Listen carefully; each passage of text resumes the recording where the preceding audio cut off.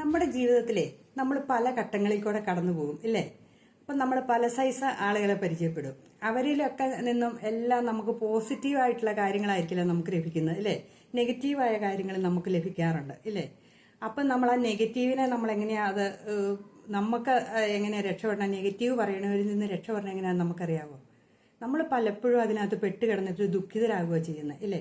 അയ്യോ, എന്നെ അവരങ്ങനെ പറഞ്ഞു, എന്നെ ഇങ്ങനെ പറഞ്ഞു, എനിക്ക് അവർ പറഞ്ഞത് എനിക്ക് എൻ്റെ മനസ്സിനെ വല്ലാതെ ബാധിച്ചു. ചിലപ്പോൾ കരയും, ചിലപ്പം അവരോട് മിണ്ടില്ലാണ്ടാകും. ഇങ്ങനെയൊന്നുമല്ല ചെയ്യേണ്ടേ. എന്തിനാണേലും അതിൻ്റെ എതിർവശം ചെയ്യുക. അതായത് തീ കത്തുമ്പോൾ വെള്ളം ഒഴിക്കില്ലേ, അതുപോലെ. അല്ലെങ്കിൽ എന്നാ പറയുക, ചൂട് വരുമ്പോൾ കാറ്റടിക്കില്ലേ, തണുപ്പ് ആകാൻ വേണ്ടിയിട്ട് കാറ്റടിക്കില്ലേ, അങ്ങനെ. എന്തിനാണേലും അതിൻ്റെ ഓപ്പോസിറ്റ് ചെയ്യുക. അതാണ് വേണ്ടത്. നമ്മൾ വൈറസിന് ആൻറ്റി വൈറസ് അല്ലേ എടുക്കണേ, അതേപോലെ പാമ്പ് വിഷത്തിന് ആൻറ്റി വെനം അല്ലേ എടുക്കുന്നത്. എന്ത് കാര്യം നോക്കിയോ അതിൻ്റെ ഓപ്പോസിറ്റ് ചെയ്യുക. നമ്മൾ ഇപ്പം ചിരിയാണെങ്കിൽ, ഒത്തിരി നമ്മളെ കളിപ്പിച്ച് ചിരിക്കുകയാണെങ്കിൽ നമുക്ക് അവർക്ക് ദുഃഖം ഉണ്ടാകുന്ന രീതിയിൽ നമ്മൾ പെരുമാറുക. നമ്മളവരെ തിരിച്ചൊന്ന് അവർ ചെയ്യുന്നത് തന്നെ നമ്മൾ ചെയ്യാൻ പോയിട്ടുണ്ടെങ്കിൽ അത് വഴക്കേലായിരിക്കും തീരണേ അല്ലേ?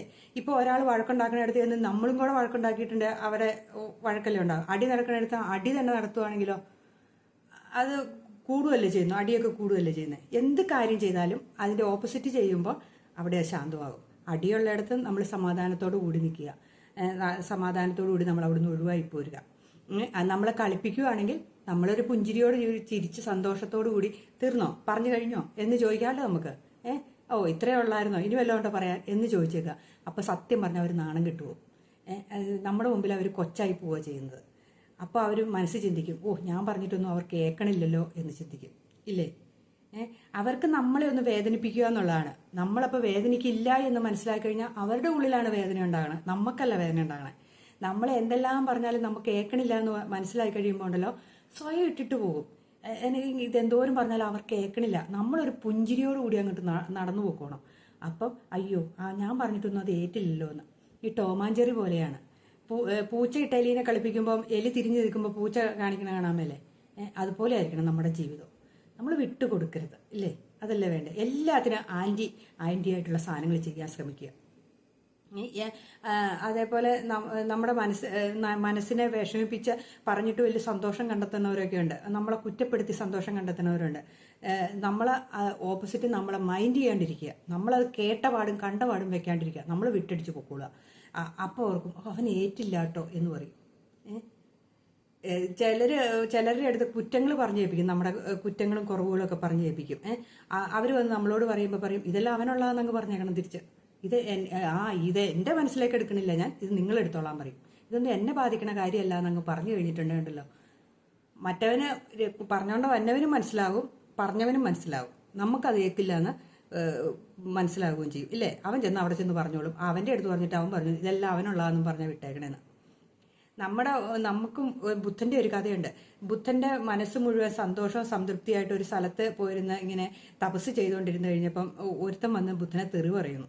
അപ്പൊ കുറേ നേരം ബുദ്ധൻ കേട്ടോണ്ടിരുന്ന് കഴിഞ്ഞപ്പോൾ ചോദിച്ചു, നിന്റെ വീട്ടിൽ ഭക്ഷണം ഉണ്ടാക്കുമ്പോൾ നീ എന്താ ചെയ്യുന്നതെന്ന് ചോദിച്ചു. അപ്പം ഇവൻ പറഞ്ഞു, ഭക്ഷണം ഉണ്ടാക്കി ഞങ്ങൾ കഴിക്കും എന്ന് പറഞ്ഞു. അപ്പം മറ്റുള്ള ആരെങ്കിലും വന്നാലോ എന്ന് ചോദിച്ചു. അവർക്കും കൊടുക്കും. നീ കഴിച്ചു കഴിഞ്ഞ് മിച്ചം വന്ന ഭക്ഷണം എന്ത് ചെയ്യും? അത് ഞങ്ങൾ എടുക്കും എന്ന് പറഞ്ഞു. അപ്പം ബുദ്ധൻ പറഞ്ഞു, ഇപ്പം ഞാൻ നിറച്ച് എനിക്ക് ആവശ്യമുള്ളതെല്ലാം കഴിച്ചു, എൻ്റെ വയറ് നിറഞ്ഞിരിക്കുക, എനിക്കിനി ഒന്നും അങ്ങോട്ട് എടുക്കാനുള്ള ഇതില്ല, എൻ്റെ വയറ് നിറഞ്ഞു, ഇനിയുള്ളതെല്ലാം നീ എടുത്തോളാൻ പറഞ്ഞു. അപ്പം അവന് ആദ്യം മനസ്സിലായില്ല, പിന്നെ അവന് മനസ്സിലായത് അവൻ പറഞ്ഞ തെറി മുഴുവൻ തിരിച്ചെടുത്തോളാനാണ് ബുദ്ധൻ പറഞ്ഞതിൻ്റെ അർത്ഥം. അതുപോലെ ആയിരിക്കണം നമുക്ക് ഒന്നും കേൾക്കേണ്ട കാര്യമില്ല, അതെല്ലാം അങ്ങ് തിരിച്ചു കൊടുത്തേക്കുക, അവരെ ഏറ്റുള്ളൂ ഇല്ലേ?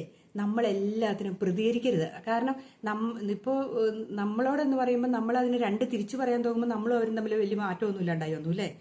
നമ്മൾ എന്തെങ്കിലും പറയുമ്പോൾ നമ്മൾ പറയാം ഞാൻ അങ്ങനെയല്ല ഇങ്ങനെയാണെന്ന് പറഞ്ഞ് നമ്മൾ ന്യായീകരിച്ചുകൊണ്ട് പ്രതികരിക്കാൻ നിന്ന് കഴിയുമ്പോൾ അവരവർക്ക് ജയിച്ചു, ഞാൻ ഉദ്ദേശിച്ചത് അവനെ കൊണ്ടു എന്ന് വിചാരിക്കും ഇല്ലേ? നമ്മളത് പ്രതികരിക്കാൻ പോകാതെ നമ്മളതിനെ തിരിച്ചങ്ങ് തള്ളി നോക്കിക്കേ, അവന് ശരിക്കും ഏൽക്കും. കാരണം എന്നാണെന്നറിയാമോ? അയ്യോ ഞാൻ എന്നെ കളിപ്പിച്ചിട്ടാണല്ലോ പോയേന്ന് ഓർക്കും. ശരിക്കും ഒരു ചങ്കിക്കുത്തുണ്ടാവും. പിന്നെ അവനിരുന്ന് ആലോചിക്കും, ഞാൻ പറഞ്ഞിട്ട് അവൻ ഏറ്റില്ലല്ലോ, ഞാൻ പറഞ്ഞ അവൻ തമാശയായിട്ടാണല്ലോ എടുത്ത് എന്നിങ്ങനെ ചിന്തിക്കും അല്ലേ? അപ്പം നമ്മളിങ്ങനെയൊക്കെ ചിന്തിച്ചാൽ മതി. അല്ലാണ്ട് നമ്മളെല്ലാത്തിനും പ്രതികരിക്കാനൊക്കെ പോയിട്ടുണ്ടല്ലോ, അത് വഴക്കയിലേ തീരുള്ളൂ. എന്തിനും അതിൻ്റെ ഓപ്പോസിറ്റാണ് ചെയ്യേണ്ടത്. അല്ലെങ്കിൽ നമ്മൾ ചിന്തിച്ചു നോക്കിയാൽ ശരിയാണെന്ന്. പ്രകൃതിയിലുള്ള എല്ലാ സാധനത്തിനും ഓപ്പോസിറ്റ് അല്ലേ നമ്മൾ ചെയ്യുന്നത്. എല്ലാ കാര്യവും ഒന്ന് ഓർത്തു നോക്കിക്കേ. കൊറോണ വൈറസ് ഇറങ്ങി, വൈറസ് ആണ് കുത്തിവെക്കുന്നത് ഇല്ലേ? ആന്റി വെനം, അത് പാമ്പ് വിഷത്തിനെതിരായിട്ട് കുത്തിവെക്കുന്നത്. എല്ലാ ആന്റി ആയിട്ടുള്ള സാധനങ്ങളല്ലേ.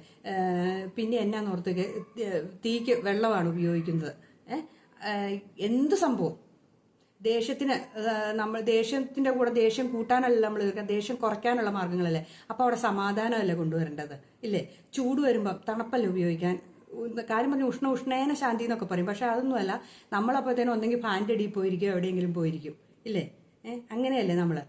അതുപോലെയാണ് ഇതെന്നാന്ന് പറയാം, ചിലരുടെ മനസ്സിലൊരു ചിന്തയുണ്ട്. ഈ ഇതാ പൂച്ചയ്ക്ക് പിള്ളകളി, എലിക്ക് പ്രാണവേദന എന്ന് പറയില്ലേ, അതേ ഒരവസ്ഥയാണ്. ചിലർക്കുണ്ട് മറ്റുള്ളവരുടെ മനസ്സിനെ ഇങ്ങനെ വേദനിപ്പിക്കുക എന്നുള്ളൊരു സ്വഭാവമുള്ള മനുഷ്യരുണ്ട്. അതായത് അവരൊരു രസം കണ്ടെത്തണം അതിൽ. മറ്റുള്ളവർ എപ്പോഴും ഇങ്ങനെ എന്തെങ്കിലും പറഞ്ഞുകൊണ്ടിരിക്കുക, അത് ഒരേനെ കിട്ടിയിരിക്കും അവർക്ക്. ഇങ്ങനെയുള്ളവർക്ക് ഒരേരയുണ്ട്. അതായത് ആരെങ്കിലും ഒരാളെ, ഒന്നെങ്കിൽ സുഹൃത്തുക്കള് അല്ലെങ്കിൽ ബന്ധുക്കള് സ്വന്തക്കാരെ ആരെങ്കിലും ആട്ടെ, അവരെ ഇങ്ങനെ വേദനിപ്പിക്കുക എന്നുള്ള ഒരു രസം കണ്ടെത്തിയതാണ്. ആ വേദന ഇവർക്ക് ഏക്കണില്ല എന്ന് മനസ്സിലായാൽ കുറച്ച് കഴിയുമ്പോൾ ഇവർ ഇട്ടിട്ട് പോക്കോളും. സ്വാഭാവികമായിട്ട് അവർ ഇട്ടിട്ട് പോകുള്ളൂ. അല്ലാണ്ട് നിവൃത്തിയില്ലല്ലോ. നമുക്ക് കേൾക്കണില്ലെങ്കിൽ പിന്നെ നമ്മളുടെ അടുത്ത് പറഞ്ഞിട്ടും കാര്യമില്ലല്ലോ എന്ന് ചിന്തിക്കും. അപ്പോൾ അത് കുറേ നാൾ കഴിയുമ്പോൾ പറയും, ഓ ഞാനിത് പറഞ്ഞിട്ട് അവർക്കൊന്നും ഏക്കണില്ല എന്നൊരു ചിന്ത അവരുടെ ഉള്ളിലുണ്ടായിക്കോളും. ഇതെല്ലാം ഏക്കാൻ പോയി നമ്മൾ ദുഃഖിക്കുക എന്ന് പറഞ്ഞാൽ ഭയങ്കര സന്തോഷം, അവൻ ഏറ്റുപോയി എന്ന് പറയും. അതാണ് വേണ്ടത്. നമ്മളപ്പോൾ ഒന്ന് ചിന്തിക്കുക, ഈ ലോകം ഇങ്ങനെയാണ്. ഈ ലോകം കുറച്ച് പേർക്ക് മാത്രം ഏതാണ്ട് അവകാശപ്പെട്ടാന്ന് അവരുടെ ചിന്ത. അത് നമ്മൾ അങ്ങനെ അനുവദിച്ചു കൊടുക്കേണ്ട കാര്യമൊന്നുമില്ല കേട്ടോ. നമുക്ക് എല്ലാം ഏക്കാനൊന്നും നമ്മൾ ഉത്തരവാദിത്വം ഏറ്റിട്ടില്ലല്ലോ. എല്ലാം ഞാനിങ്ങനെ ഏറ്റേക്കാന്ന് പറഞ്ഞിട്ടുണ്ടെ, ആരെന്ത് പറഞ്ഞാലും ഞാൻ ഏറ്റേക്കാന്നൊന്നും ആരും ഏക്കണ്ട. അത് കുറച്ചൊക്കെ അവർ കേൾക്കട്ടെ. നമ്മൾ പറയുമ്പോൾ അവർക്ക് എങ്ങനെ വിഷമം ഉണ്ടാകുന്നൊക്കെ. ക്ഷമ, കരുണ, കാരുണ്യം, അനുകമ്പ എന്നൊന്നും ഈ നമ്മുടെ എല്ലാ കാര്യത്തിലൊന്നും പ്രാവർത്തികമാകുന്ന കാര്യങ്ങളൊന്നും അല്ല കേട്ടോ. നമ്മൾ അപ്പം തന്നെ ചിന്തിക്കണം.